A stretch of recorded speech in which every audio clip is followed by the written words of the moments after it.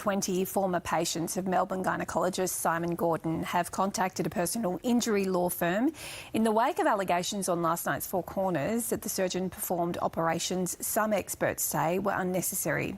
The allegations about how surgery is used to manage endometriosis have alarmed medical experts and distressed women across the country living with the chronic inflammatory disease.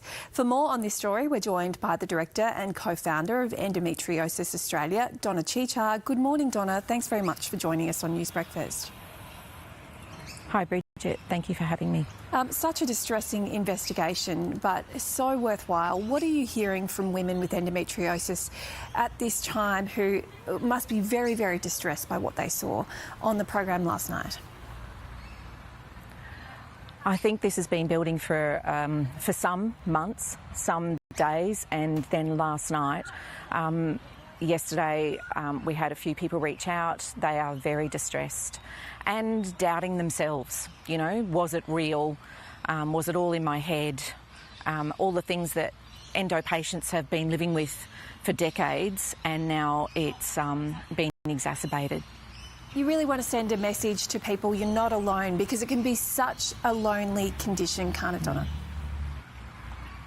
Yeah, endometriosis is very isolating. It's one of those diseases that has no cure, no prevention, and no, just a lot of treatments that are often trial and error for a person to try to see what will work for them. And so they aren't alone, and I think reaching out to either health professionals or your support network is really important at this time. Donna, is now the time for some debate within the community about the management of the condition? I mean, so much has happened to build awareness in the last few years, but is there going to be, do you think, more scrutiny on surgery and on that path that women have to take sometimes? Well, I think we've been moving away from a surgery-only treatment plan for some time. We thoroughly, the research supports it, that an interdisciplinary care is really important. So what works for one patient doesn't necessarily work for the next patient. So we have to as patients, we have to put our own team together. So I think being really honest with ourselves that we need interdisciplinary care, and honest with those around us that interdisciplinary care is the way to go to manage this awful disease. Surgery is just one tool. There are other tools out there.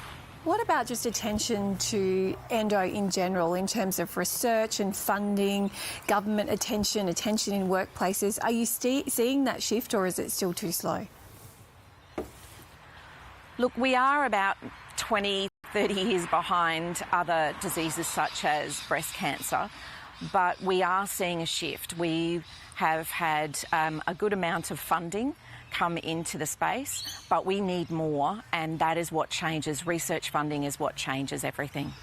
What are you hearing from people who are trying to support one another in the community? Are there support services popping up, Donna?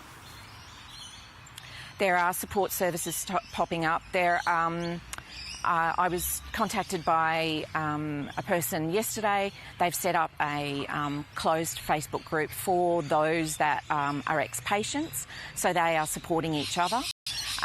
They are distraught. They are just blindsided by all of this. Some patients didn't even know that this could be the case for them.